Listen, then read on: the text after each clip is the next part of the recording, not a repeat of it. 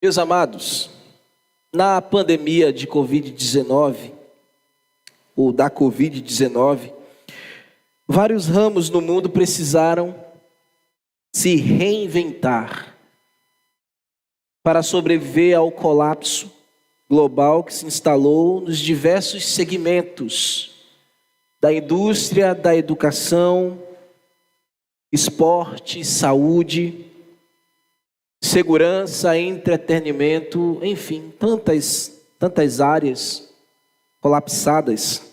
E a igreja também precisou adaptar-se, ela precisou entrar numa conjuntura do momento. Lockdown era a palavra da ordem, a palavra da vez. A solução era essa, inicialmente, para tentar conter a contaminação pelo vírus que logo provocou tamanha devastação no mundo inteiro. E logo também ficou visto que a decisão do lockdown não foi a melhor a ser tomada. A doença continuou avançando e assim outros problemas foram se desencadeando subsequentemente. Depressão, medo, pânico, isolamento social da pandemia veio trazendo também essas coisas. E ainda hoje, essas consequências a humanidade está lidando com muitas dificuldades. Nós vimos com os nossos próprios olhos, meus irmãos, há pouquinho tempo atrás. E sentimos em nossa própria pele que o mundo inteiro e suas instituições não estavam preparados para esta guerra que aconteceu, que veio tão subitamente, como que se fosse uma bomba de Hiroshima, Nagasaki, que devastou o mundo. Nós não estávamos preparados. Um vírus que a priori era considerado tão insignificante, mas ele surgiu lá na Ásia, especificamente na China, ali em Wuhan, capital da província da China Central. Ali que apareceu o primeiro foco. E logo se espalhou com uma velocidade no mundo inteiro. Então, por causa da integração, da multinacionalização que nós vivemos no nosso tempo hoje, nós vimos que o vírus tomou uma proporção e foi questão de semanas, irmãos, em pouquinhos meses, o vírus já estava espalhado por todos os continentes praticamente.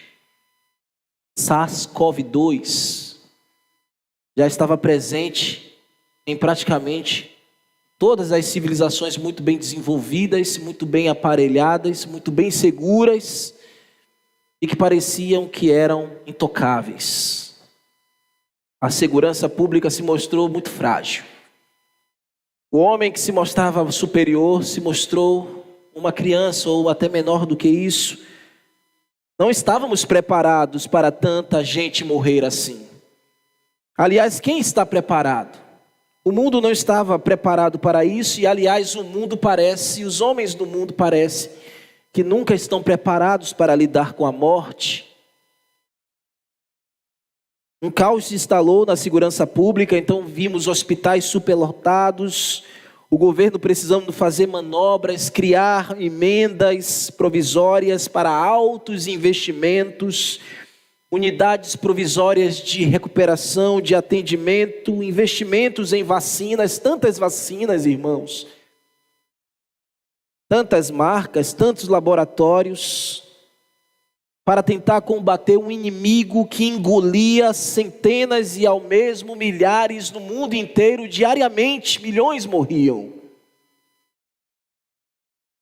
Às vezes eu e você tivemos alguém muito de perto que perdemos neste colapso. O mundo estava em pânico, o desemprego bateu a porta de muitas famílias e chegou com mala e tudo e abriu as portas de nossas casas e entrou, forrou a cama e disse: cheguei com a sua mala. E dentro da sua mala estava ali dívidas impagáveis, débitos, um atrás do outro, escassez, queda de status social. Pessoas precisaram se reinventar na profissão, trabalhar em casa, home office. Pessoas que saíram do mercado muito bem estabilizado e até hoje não conseguiram voltar. Demanda que aumentou, muita oferta, pouca procura, salários baixos. Até hoje muitas famílias estão tentando se reerguer, ou tentando superar este grande tombo que veio, e o comércio precisou mudar também. Foram fechados cinemas, foram fechados centros de divertimentos, fábricas, indústrias, diminuíram seus contingentes, sua produção, as escolas, as faculdades precisaram ser fechadas, a igreja também foi fechada, entrou neste circuito e nós precisamos fazer transmissões ao vivo. Usar a internet, essa foi a solução do momento. Porém, muitos ainda continuam em casa. A pandemia passou e, lamentavelmente, algumas pessoas continuam em casa ainda. Uma outra palavra de ordem no período da pandemia em diversos setores era o reinventar, se adaptar ou adaptar-se. No ramo da moda, por exemplo, meus irmãos, as empresas de fábrica do ramo têxtil,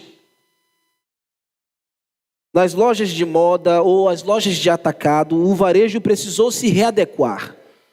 Fizeram profundas mudanças para tentarem sobreviver no mundo caótico. O homem que viveu a pandemia, agora o homem pós-pandemia, passou a repensar sobre a real necessidade de consumir tanto assim, tantas roupas, tantos acessórios, tantas coisas, enfim. As condições financeiras do mundo atual, pós-pandêmico, não é muito boa, o cenário econômico não é nada bom. A gente sabe, o cenário no Brasil econômico é caótico, fruto disso. E depois a gente veio emplacando uma guerra lá na Europa. Falando aqui no Brasil, a questão das empresas têxteis. No ano de 2020, meus irmãos, uma pesquisa mostrou que o setor produtivo fabril no Brasil, no vestuário, caiu cerca de 90% e foi uma queda impactante. Para vocês terem noção, uma pesquisa que eu fiz, abre aspas, essa pesquisa disse assim, olha, o Brasil atualmente é considerado como o país de maior caso de número de Covid-19, isso na época da pandemia. Detém a 5ª maior indústria têxtil do mundo. Todos os dados conferem o Brasil também como o 2º lugar entre os maiores empregadores das indústrias de transformação, quando também um dos maiores empregadores do ramo. O Brasil, continua a pesquisa dizendo que o Brasil, que detém a 5ª maior indústria do ramo têxtil do mundo, nosso país, ocupa também o 4º lugar em confecção. Segundo a Associação Brasileira de Indústrias Têxteis, a ABIT, ouçam, de janeiro de 2016 até 2019, China, Índia, Indonésia foram países que o Brasil importou produtos têxteis, enviou para eles. Os prejuízos estimados diante desses exportadores, com a queda, com o colapso da pandemia, foi cerca de 207 milhões de euros, só das empresas têxteis no Brasil. Quanto desemprego, irmão, e quanta calamidade econômica esse setor sofreu. Realmente não precisava de um prejuízo tão grande assim, meus irmãos, para entender que se precisava se reinventar. Eu fiz esse levantamento histórico e presencial em que todos vocês viveram e estão vendo reflexos até hoje, para puxar vocês aqui agora para a reflexão da vida espiritual. Na vida espiritual não é diferente. A enfermidade global que matou o homem, o pecado, já foi dada um antídoto para ela. Jesus. A solução para o pecado, a solução para a morte é Jesus Cristo. E nós já nos apropriamos dele em fé. Pela fé, nós cremos em Cristo Salvador. E dele nos revestimos.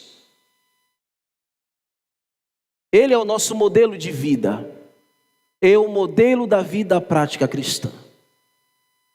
Cristo nunca entra em colapso. O caos nunca alcança o nosso Senhor. Ele nunca é afligido por nenhum tipo de pandemia, endemia, o que é que seja. Nós temos no seu exemplo, meus irmãos, o vestuário que devemos ter. Aquilo que deve cobrir a nossa vida. Porque nós já nos despimos do pecado.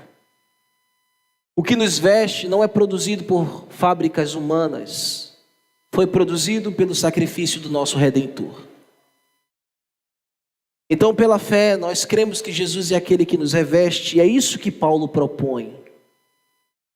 Aqui em Efésios capítulo 4, versículo 17 ao versículo 24. Paulo vai nos mostrar, meus irmãos, nesse texto que nós iremos analisar, que nós precisamos retirar certas roupagens da nossa vida, que foram produzidas e fabricadas em que nós nos apossamos e nós vestimos, e nós precisamos retirar e nos revestirmos dos trajes de retidão e de pureza. O tema do nosso sermão é despidos da impiedade e revestidos de santificação. Deus chama a vida espiritual para todo crente viver estampadamente as vestes de retidão e de santidade. Vamos ler o texto sagrado.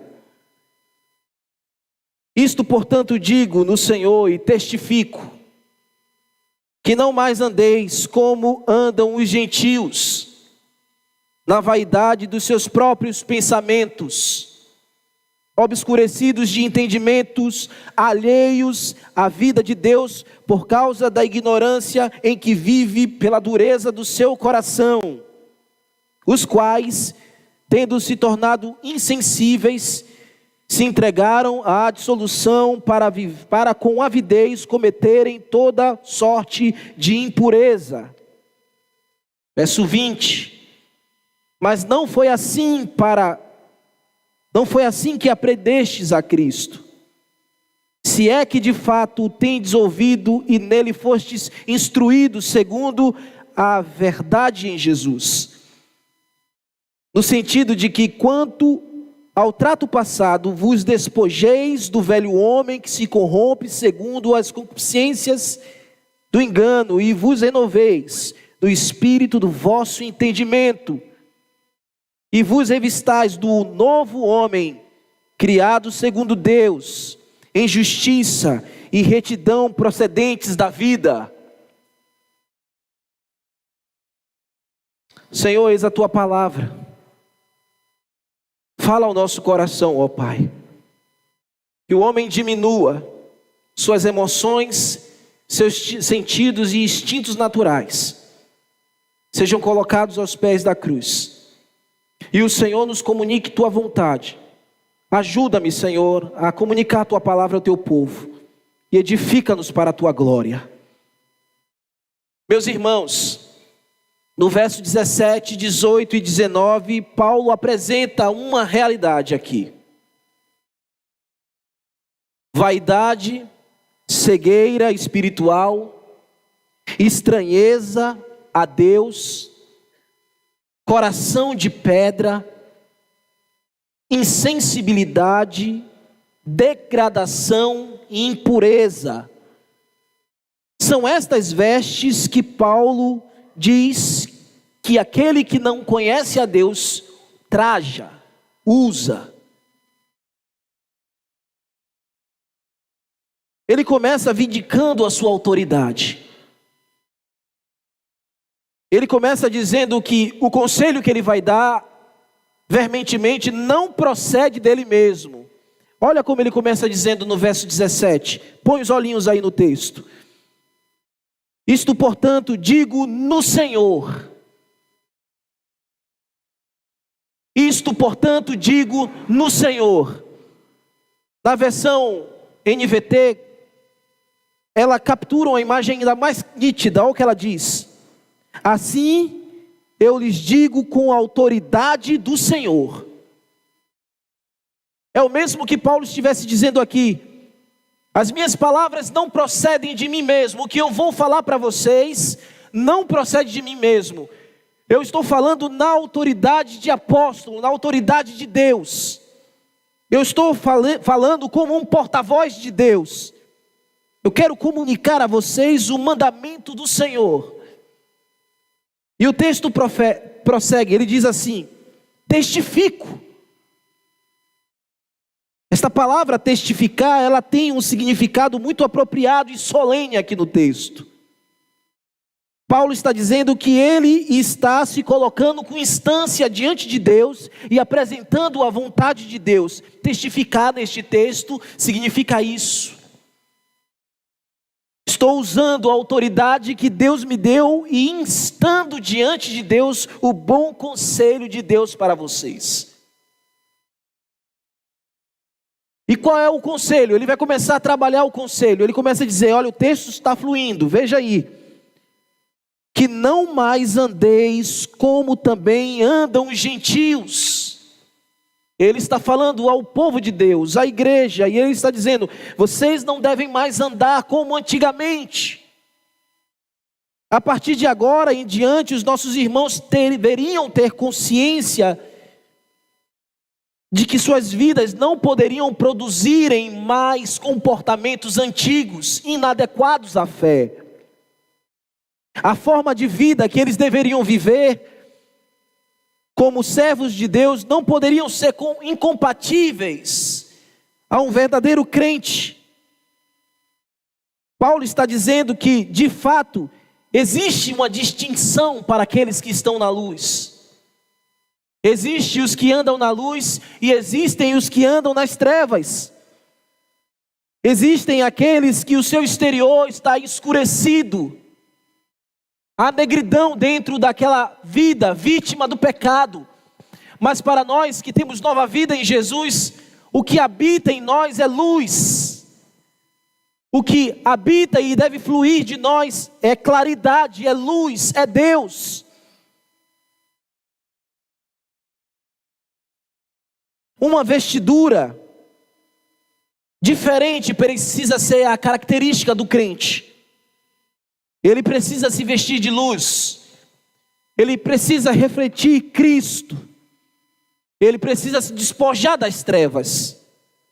É como que quem vive com Deus e vive uma vida iluminada por Deus, mesmo em suas dificuldades, o contraste daqueles que vivem em trevas e que não têm esperança e nem solução para suas vidas. Eles estão tateando, eles não conseguem ver nada. Quais são as marcas, então, que devem existir em sua vida como um crente? Paulo vai começar a dizer para os seus irmãos. Ele diz a primeira marca, ou a primeira investidura que nós devemos ter, meus irmãos. Olha o texto, ainda no verso 17. Vejam como vivem aqueles que não andam com Deus. Eles vivem na vaidade dos seus próprios pensamentos. O crente que vive iluminado, ele não vive na vaidade dos seus próprios pensamentos. A palavra vaidade aqui na escritura, na ideia de Paulo, é muito mais, irmãos, do que viver uma vida fútil. É muito mais do que viver uma vida de futilidade, de viver uma vida de você extravasar. É muito mais do que isso. Para Paulo, essa palavra vaidade aqui vai no sentido de você não viver em uma falsa religião. E se você for afunilar mais, é de você viver uma autêntica vida de crente. Vaidade no original, na língua no grego, comunica vaidade, futilidade, falsa religião. Ou seja, aqueles que vivem em trevas, aqueles que não foram resgatados por Deus, eles vivem uma falsa devoção. Uma falsa devoção de si mesmos. Os seus corações estão devotos primeiro de si mesmos. Eles adoram a tudo que satisfazem a si mesmo. Suas próprias cobiças, suas próprias futilidades de alma. Outra coisa que Paulo diz, que aqueles que não vivem com as novas vestes, olha o que eles vivem, olha o que eles fazem. Verso 18. Estão obscurecidos no entendimento. Estão em trevas na consciência. As suas mentes foram privadas da iluminação. É isso que Paulo quer dizer. Esses homens foram privados e estão privados da iluminação da palavra de Deus. Estão privados da iluminação da revelação de Deus. Há uma cegueira espiritual no coração destes homens. Seus olhos espirituais estão fechados. É como se houvesse uma nuvem de escuridão que encobre a visão deles. É assim que eles vivem. São estas roupas que eles vestem. Quer ver um outro traje? Aí mesmo no texto.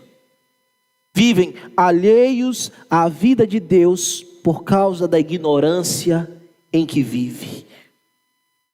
Alheios. Quer dizer que eles estão estranhos a Deus. Vivem apartados de Deus, separados de Deus. Eles não têm disposição nenhuma, eles não querem ter intimidade com Deus. Por isso Paulo usa a palavra alheios. Vivem ignorantes, ou seja, eles não querem saber nada a respeito de Deus, não têm disposição para isso, eles não têm disposição para a obra salvadora de Cristo. A outra indumentária, digamos assim, que é a quarta, a dureza dos seus corações. Eles vivem com o coração pedrificados. Seus corações foram endurecidos, meus irmãos, pelo pecado, e o desejo desses homens é pecar, pecar e pecar. Sujar-se cada vez mais. Seus corações estão tão petrificados que não existem mais outra forma, só existe uma maneira: mudar o coração. Foi corrompido de tal maneira que não tem mais como recondicionar, precisa de uma nova vida. O Senhor precisa fazer uma cirurgia e tirar o coração de pedra e dar o coração de carne.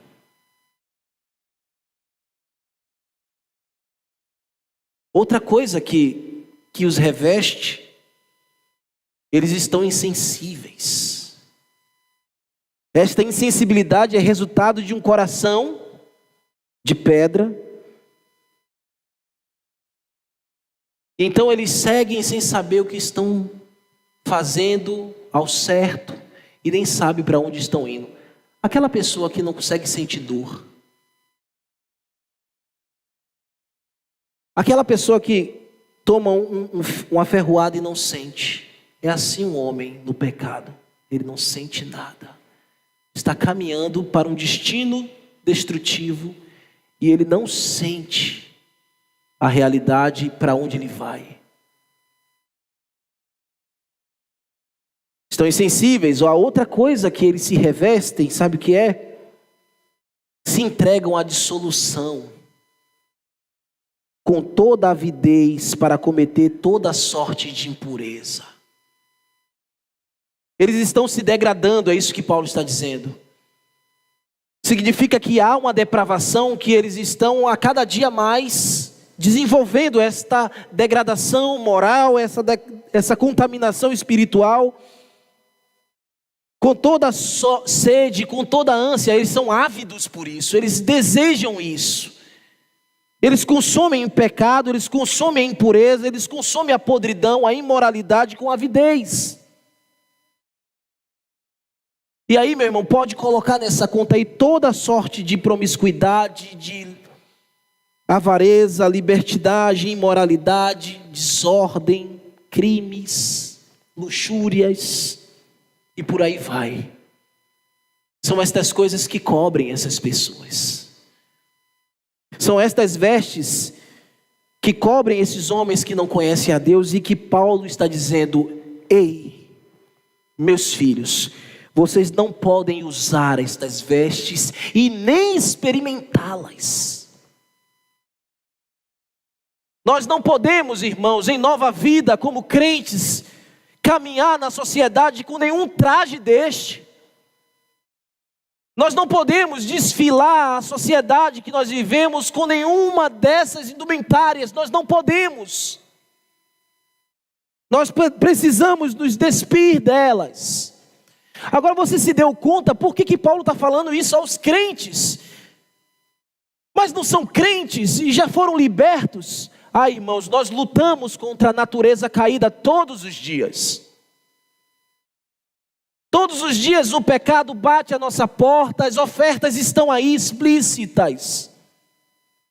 O guarda-roupa da imoralidade se abre diante de nós e nos convida a vestir de maneira muito bem ajustada.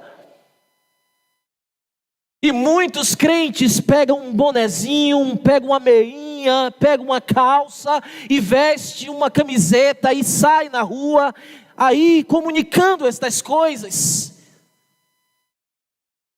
Paulo está olhando para a igreja e está dizendo: irmãos, vocês não devem, vocês não podem se trajar com estas coisas.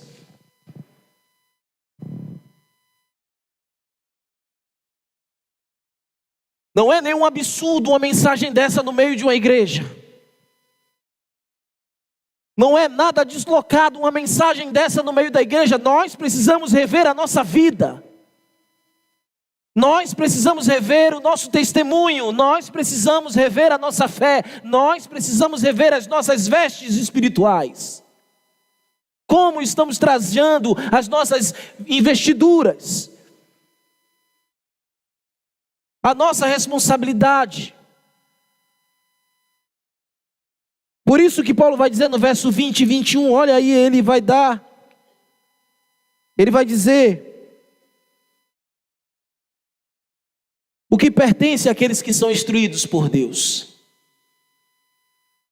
aqueles que são ensinados por Deus. Verso 20 ele diz: mas não foi assim que aprendestes de Cristo. Isso que eu acabei de dizer, que pertence aos que andam nas trevas, não pertence mais a vocês. Não é o discurso de Cristo, não é o discurso do cristão, não é a vestimenta do cristão, não é o que nós aprendemos da palavra. Em outras palavras, por exemplo, Jesus falou à igreja em João capítulo 15, versículo 3. Ele disse assim: vós já estáis limpos pela mensagem que eu vos dei. Esta mensagem, ela nos purifica, irmãos. A nossa consciência, ela nos purifica o nosso traje espiritual, o nosso proceder. É a palavra que é pregada biblicamente, verdadeiramente, que nos purifica e nos mantém limpos.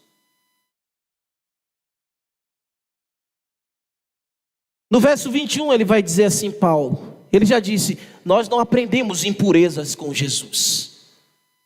Com Cristo nós aprendemos a viver uma vida radiante, uma vida pura, uma vida limpa. É isso que se espera do cristão.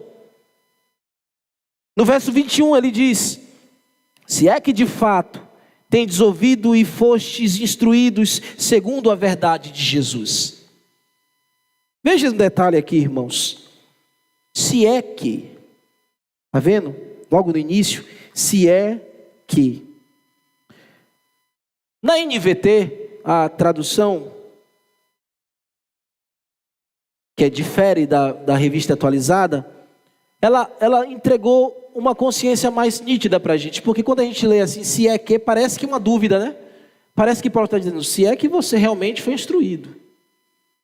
Mas, olha como a NVT diz, e na verdade é essa a intenção de Paulo. Uma vez que, esse se é que, significa uma vez que. É como que uma confirmação. Paulo está dizendo, não foi assim que você aprendeu de Cristo. Uma vez que vocês ouviram de Jesus e foram instruídos na verdade de Cristo. Ou seja, Paulo está dizendo, eu ensinei vocês. Vocês foram ensinados a toda a verdade. Então, vocês verdadeiramente uma vez aprenderam como devem proceder a vida cristã. Eu ensinei a vocês, como pastor de vocês, como apóstolo, eu ensinei a vocês como de fato vocês devem proceder. Paulo está dizendo, eu ensinei vocês. Agora veja o verso 22. No verso 22, temos expresso o motivo do ensino sobre Cristo. Que nos corrige, irmãos, que nos coloca no caminho correto. Olha, o apóstolo ele vai falar categoricamente aqui, irmãos, que nós precisamos nos despir do velho homem. Paulo não tinha, irmãos, nenhuma dificuldade em dizer estampadamente no meio da igreja que existem pessoas que ainda têm dificuldades na vida espiritual, que ainda têm vestimentas que não conferem com a palavra. Nós não podemos ter esse mau testemunho.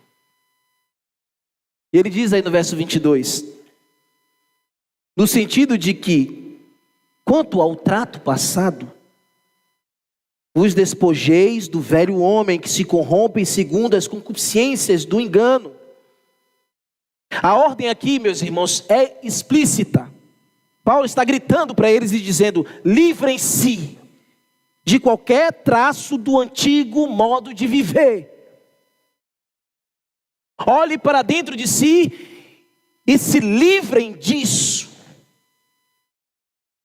Retire isso de você, expurgue isso de você. A palavra despojei, irmãos, quando Paulo diz assim, quando ao trato passado vos despojeis do velho homem, este verbo aqui, despojar, ele traz a ideia de alguém que retirou uma roupa, expurgando-a e jogando ao chão e não querendo mais retomá-la outra vez. É o expurgar dos velhos traços de uma vida nas trevas pregressa. Nós não podemos ser seduzidos mais por velhas paixões, por velhos pecados. Nós estamos revestidos da graça da salvação.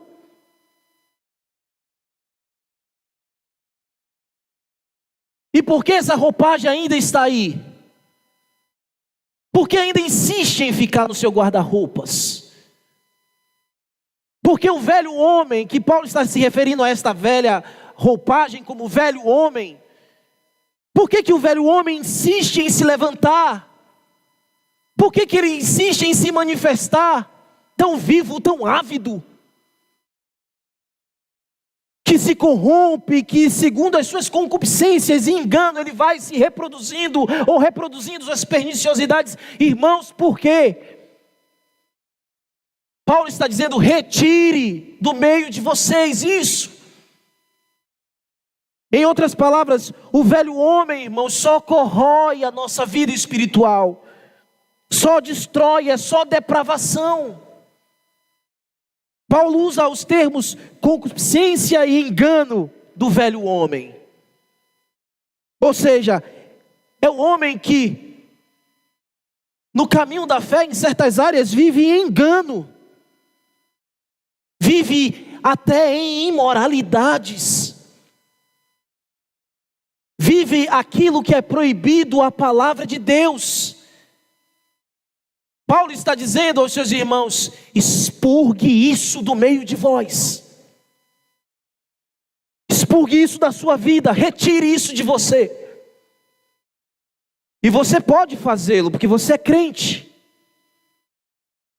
Quem habita em você é o Espírito Santo. Você não deve viver fraco. Você não deve viver a sua vida sempre voltando à oração para pedir perdão do mesmo pecado. Não pode, não deve. Vida cristã é uma vida séria. Nós estamos na fase da carta onde eu falei para vocês que Deus ia bater muito na gente. Mas é para o nosso conserto, irmãos. É para o nosso aperfeiçoamento. Vida cristã é vida de retidão, é uma vida que agrada a Deus, é uma vida que expurga o pecado. É uma vida que não tem deleite no pecado, que não tem prazer no pecado. O cristão até peca, é verdade, mas ele se lava no sangue de Cristo, e ele se arrepende dos seus atos, e ele volta arrependido e pede forças a Deus para prosseguir.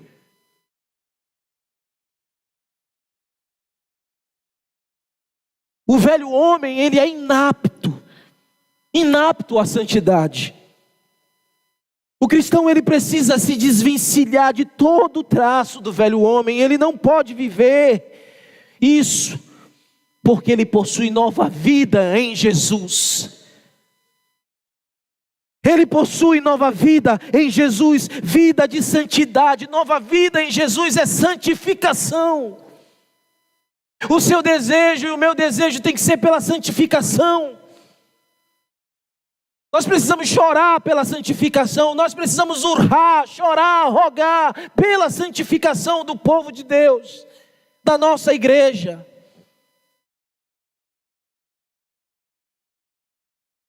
Porque nós já fomos regenerados, irmãos.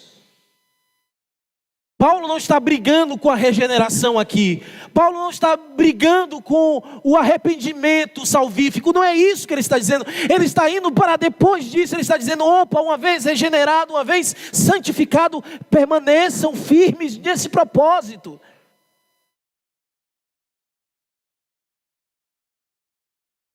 Veja o verso 23 e 24. Vemos um maravilhoso conselho. O revestimento das vestes do homem de fé. O novo homem. Ele diz no verso 23: e vos renoveis no espírito do vosso entendimento. Vos renoveis no espírito do vosso entendimento. Paulo está dizendo, viva uma vida cristã de constante renovo espiritual. Se comprometa com isso, viva, acorde todas as manhãs com esse pensamento, com esse sentimento, viver o renovo no espírito. Alguns intérpretes até colocam esse espírito com letra maiúscula, algumas traduções fazem isso, mas a NVT ainda faz isso. Mas eu prefiro ficar com a interpretação da ARA, que coloca o espírito com letra minúscula. Aqui está falando do homem, o contexto mostra isso. Não tem como eu dizer aqui que é o Espírito Santo, é o homem. É o homem que deve buscar renovo. É o homem que deve se comprometer em ter uma vida interior íntegra. É o homem de Deus, o novo homem, o homem de fé que deve se comprometer em ter uma vida que brilhe.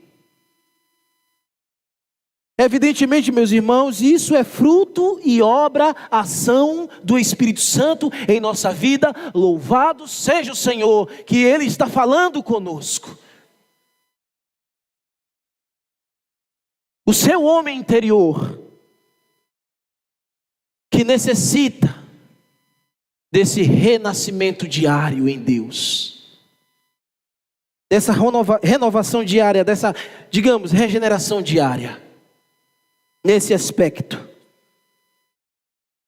aqueles que foram regenerados, eu e vocês, que nós não vivemos mais a influência do velho Adão, da carne falida de Adão, a natureza adâmica não nos governa mais, irmãos.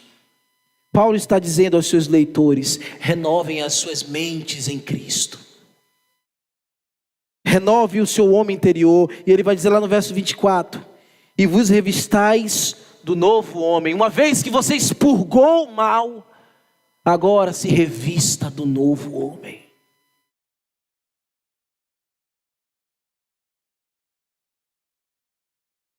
Precisamos nos revestir do novo homem, cobrir com as vestes do novo homem,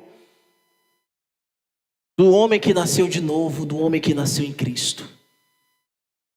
O verbo criar, que ele usa aqui, criado segundo Deus, revestir das vestes do novo homem, criado segundo Deus. criado aqui é aquela mesma expressão que ele usou lá no capítulo 2, quando estávamos expostos diante da palavra, capítulo 2, versículo 10, quando ele usou essa mesma palavrinha para dizer que Deus nos trouxe de uma forma animalesca de vida. Deus nos trouxe de uma forma selvagem, espiritualmente, de forma selvagem de viver. Ele nos trouxe a uma nova moldura, uma nova vida. É isso que ele está querendo dizer. Vocês foram recriados. Vocês foram renovados. O novo homem, olhe para o texto, em justiça e retidão procedentes da verdade. É assim que você e eu devemos viver. Justiça e retidão, revestidos da justiça de Cristo, dos méritos de Cristo. Que possamos viver balizados nisso, meus irmãos. Exposto o texto, eu quero aplicar duas coisas com vocês. A primeira aplicação que eu quero trazer para vocês, eu não encontrei outra melhor. E eu nem me aventurei compor uma outra melhor. Essa primeira aplicação consiste em que a Bíblia apresenta para nós o desenvolvimento da vida prática cristã em um contraste. Você viu aqui esse contraste. Velha vida, nova vida, velho homem, homem novo. E eu quero aplicar isso para você, lendo Colossenses capítulo 3, versículo 1 e 17. Colossenses capítulo 3, verso 1 ao verso 17. Tem tudo a ver com o que Paulo está falando conosco, porque também é uma carta que faz mesmo parte do mesmo bojo, carta da prisão. Olha a aplicação. Uma vez que vocês, eu vou ler na NVT e você lê na sua versão aí, tá bom? Colossenses capítulo 3, versículo 1 ao versículo 17. Ouçam, uma vez que vocês ressuscitaram para uma nova vida com Cristo, mantenham os olhos fixos na realidade do alto, onde Cristo está, assentado no lugar de honra à direita de Deus. Pense nas coisas do alto e não nas coisas da terra, pois vocês morreram para esta vida, e agora a sua verdadeira vida está contida com Cristo, em Deus. Quando Cristo, que é a sua vida, for revelado ao mundo inteiro, vocês participarão da sua glória. Portanto, faça morrer as coisas pecaminosas e terrenas que estão dentro de vocês. Fiquem longe da imoralidade sexual, da impureza, da paixão, da sensualidade, dos maus desejos, da arrogância, da ganância, da idolatria. É por causa desses pecados que vem a ira de Deus. Vocês costumavam a praticá-los quando suas vidas faziam parte deste mundo. Mas agora é o momento de se livrar da ira, da raiva, da maldade, da maledicência, da língua obscena. Não mintam uns aos outros, pois vocês se despiram de sua antiga natureza e de todas as suas práticas perversas. Revista-se da nova natureza e sejam renovados à medida que aprendem a conhecer do seu Criador e se tornam semelhantes a Ele.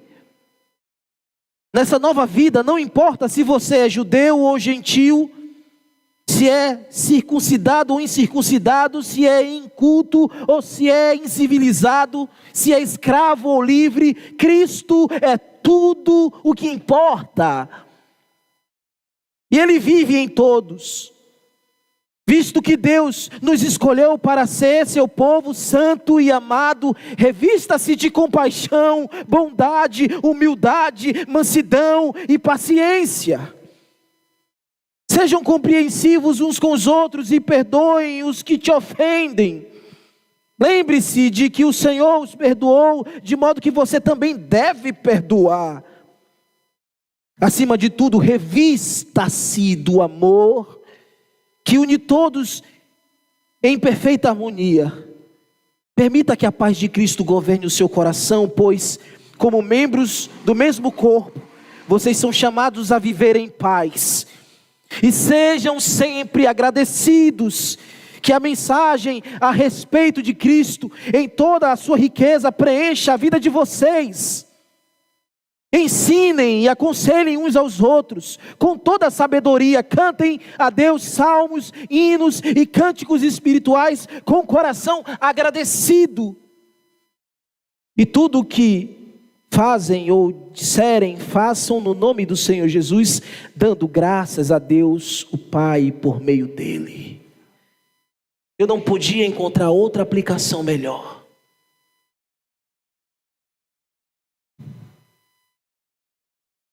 A segunda é que Cristo nos reveste de vestes de salvação. Cristo nos reveste de vestes de salvação. Paulo falou em 2 Coríntios 5,17. Logo, todo aquele que está em Cristo se tornou uma nova criação. A velha vida acabou e uma vida nova teve início. Louvado seja Deus. Essa verdade se aplica a nós em Cristo, somente em Cristo. Estar em Cristo é vencer o pecado. Estar em Cristo é vencer as vãs paixões deste mundo. Estar em Cristo é ser revestido do novo homem, que se santifica todos os dias para o seu Cristo. É provada as vestes resplandecentes agora pela fé. As mesmas vestes que um dia te cobrirão, as vestes de glorificação. Aquelas vestes que nos cobrirá quando nós morarmos na glória, quando nós andarmos nas ruas da Nova Jerusalém. Este revestimento não é reproduzido por nenhum homem. Não faz parte de nenhuma moda deste mundo. Este revestimento, meus irmãos, não é produzido por nenhuma empresa têxtil deste mundo, mas foi produzido pelo Supremo Tecelão, Jesus Cristo, que removeu a nossa vergonha e nos deu seus trajes de salvação. Hoje eu e você podemos confessar nossos pecados e ter a certeza que Ele nos cobrirá com seu perdão. Você que está aqui essa noite ou que nos acompanha na internet, Cristo pode cobrir as trajes de vergonha de sua vida, pode retirar os trajes e te cobrir com vestes de salvação. Se você crê, se você vir a Ele hoje com fé, você será salvo, coberto. Então Cristo te chama hoje à salvação. Quantas vezes você pensou em se readaptar, quantas vezes você tentou em se reinventar sozinho, você não conseguiu e não vai conseguir. Nova vida está em Cristo. Novo homem está em Cristo. Seu novo nascimento está em Jesus. E que bom por isso. Vamos orar.